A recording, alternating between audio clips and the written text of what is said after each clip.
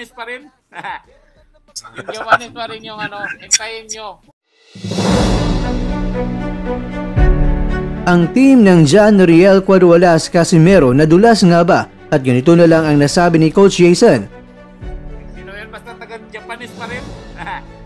Yung Japanese pa rin yung ano, hintayin nyo. Pinabulaanan din na hindi totoo ang binabalita ng mga ibang vloggers na kasalo na ang Quadualas kontra sa taga-Uzbekistan na World Boxing Association Interim Super Bantamweight Champion na si Morjan Akhmadaliev.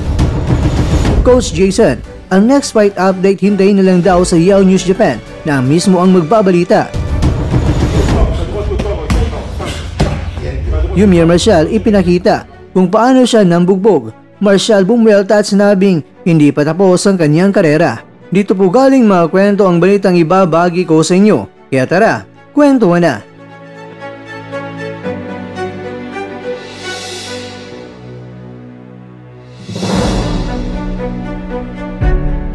Sa nakarang live ni Coach Jason ay marami siyang mapasabog at meron siyang nilinaw patungkol sa kumakalat na balitang si Casimero at Akhmadaliev ay niluluto na raw o di kaya ay kasado na. Kung tutusin nga mga kakwento pagkatapos na ibinunyag ng mismong nagbalita na si Akhmadaliev at Casimero ay kasado na, pero biglang lumiko at sinabi na naman na pumayag na raw itong si Naoya Inoue na ipapalit kay Sam Goodman itong si Casimero na at hindi na mag-alala kung nakaban ba si Casimero sa Japan dahil alisin na raw ito ng Japan. Well mga kakwento, as of this date po nang ginawa ko ang video ito ay wala pong katotohanan yan.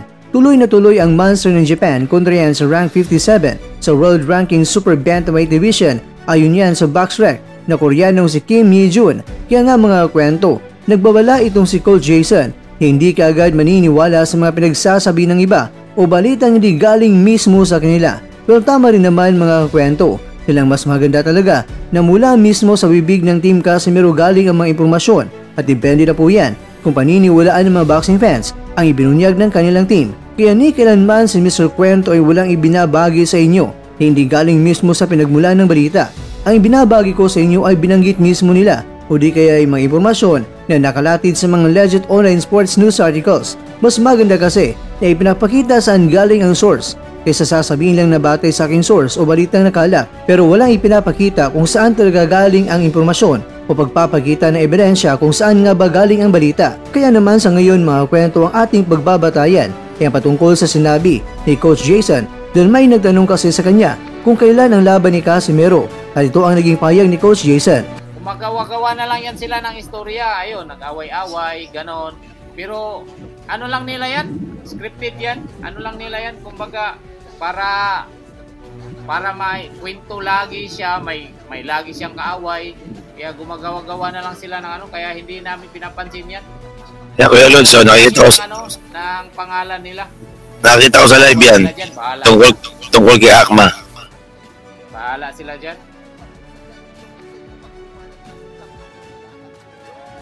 Yung Akhmadaliev, hindi natin alam. Hindi naman, no? Yung sinasabi nyo, may laban, hintayin nyo lang na yung ano na, sino yan? Basta taga-Japanese pa rin. Yung Japanese pa rin yung ano, hintayin nyo. Doon kayo maghintay sa Japan. Oo, sa Yahoo Japan. Tama ba kuya?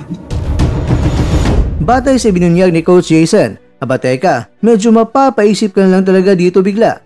Ano kaya ang ibig sabihin ni Coach Jason dito? Japanese pa rin tapos abangan sa Yahoo News Japan ang balita kung sigurado na. Ano sa tingin niyo mga kwento? Ano kaya ang ibig sabihin ni Coach Jason Casimero dito? Samantala, pagkatapos na nalublob si Yumir sa mga kontrobersiyang kinakaharap niya patungkol sa akusasyon ng kanyang asawa, ay ibinahagi naman ni Yumir ang kanyang short video clip na kung saan sinabi niya na ganito ako mangbugbog guys. Kaya ayan, ipinapakita ni Yumir na ang karera niya bilang pro boxer ay hindi pa po nagtapos. Tutungang nabigo si Yumir sa Olympic Games pero ang karera niya sa pro boxing ay tuloy na tuloy pa rin. Kaya sana ay hindi natin kakalimutan na suportahan si Yumir sa kanyang mga paparating na mga laban. Dahil kung naka-focus lang itong si Yumir sa kanyang karera ay paniniguradong malayo ang mararating nito.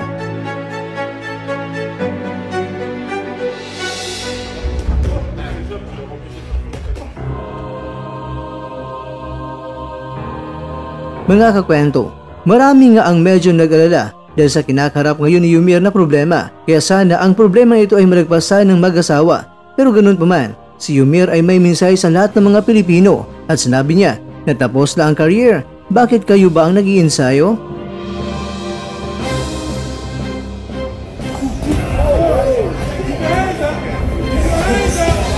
Vamos, camino,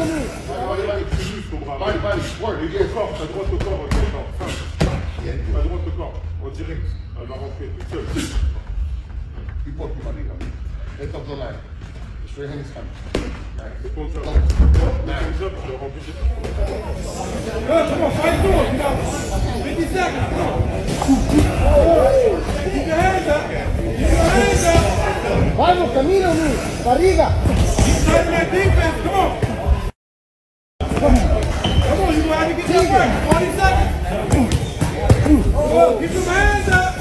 Dos manos.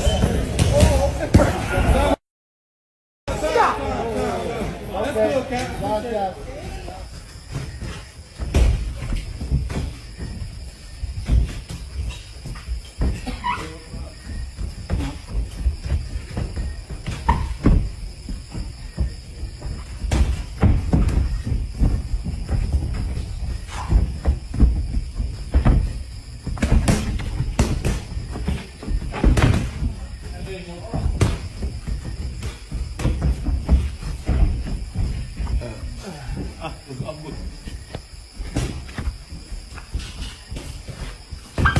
Ayo dia pag-umot kay taas ka.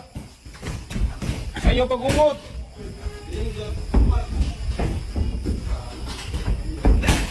Dagan juga, dagan tuyok.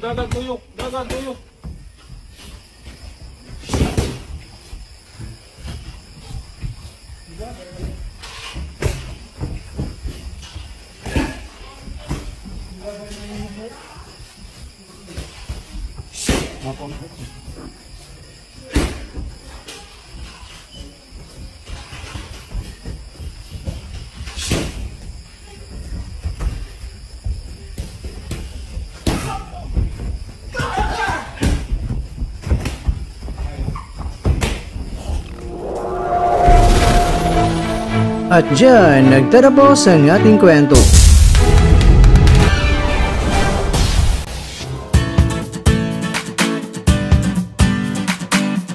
Maraming salamat mga kakwento sa inyong panunod. Pero baka naman mga kakwento ay nagustuhan niyo po ang kwento natin ngayon.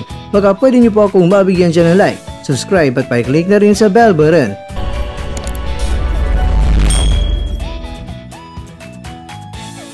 Pero bago tayo matapos mga kwento ay syempre, shoutout po muna tayo dyan sa ating mga kakwento.